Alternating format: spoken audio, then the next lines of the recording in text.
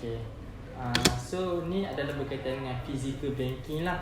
Okay, soalan pertama, adakah pernah klien ataupun pengguna Maybank tidak faham sesuatu perkara berkaitan dengan physical banking, atau soalan yang sering ditanya berkaitan dengan physical banking? Physical banking is more Physical banking tu more tu macam counter lah. Counter lah. Physical banking I rasa majority dah tahu dah lah. Semua dia tahu lah. Most of the thing, unless tedious things yang macam kalau kematian ke apa ke, yang mana yang selalu tak jadi, yang withdrawal deposit yang biasa semua memang dia faham, dia tahu. Mungkin yang tedious sikit macam kalau kematian atau kalau duit lama tak guna, akaun tutup, all this benda-benda kecil, yang dia tak pernah come across sebelum ni, dia bertanya lah.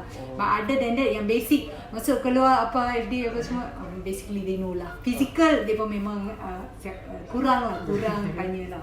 Okey, faham. Okey, untuk soalan kedua, untuk apakah jawapan dan penerangan Puan bagi menerangkan suatu perkara yang tidak faham oleh klien itu, yang berkaitan dengan tadi Puan cakap tu, yang berkaitan dengan kalau macam kematian, macam mana Puan advise?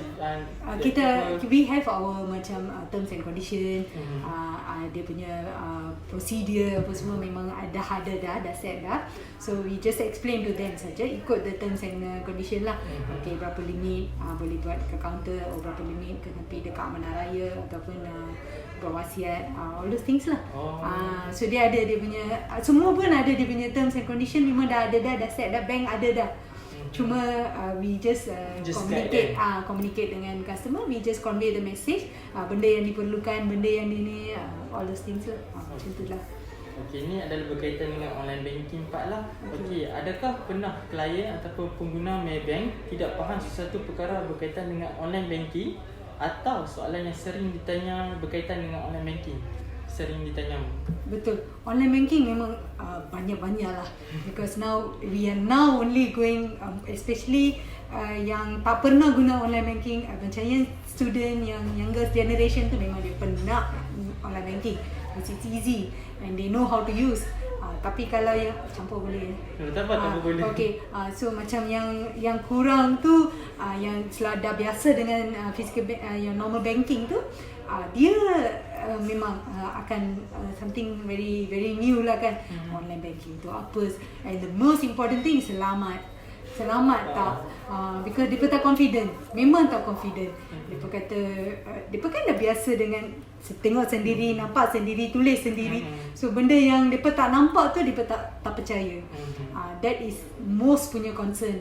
So we have to instill the feeling of confidence dalam mereka. Benda ni jalan macam ni, dia punya thing happens macam ni. So kalau you buat macam ni, apa akan jadi?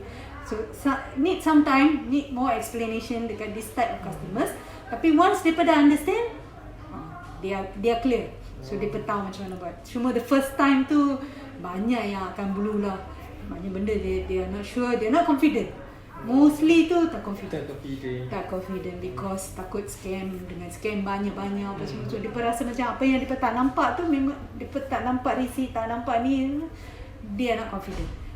But once dia dah try, dia dah experience 1 kali 2 kali, then dia comfortable. And after that dia continue. So mostly yang tanya tu first time users tu memang banyak lah. Okay. Kalau macam berkaitan dengan penukaran password, yang tu pun selalu ditanya ke, ataupun macam nak reset password ke? Macam I kata, kalau they have never gone through benda tu, macam kata first time tu dia dah tanya dah macam mana buat online banking. Okay, dah buat, then dah guna dah apa semua, tiba-tiba pula tak boleh guna. So then the next question will be macam mana nak reset. Tapi kalau yang dah tahu reset, the next time tu dia dah tahu dah lah, reset kena macam ni. So normally the first time tu lah, to get used to that platform tu, the knowledge tu, first time. Kalau once after first time tu, second time, third time tu kurang lagi. They don't ask. Once dia dah tahu macam mana, they don't ask. Yang mana yang tak tahu, tak pernah go through, tak pernah come to that situation, memang tanya.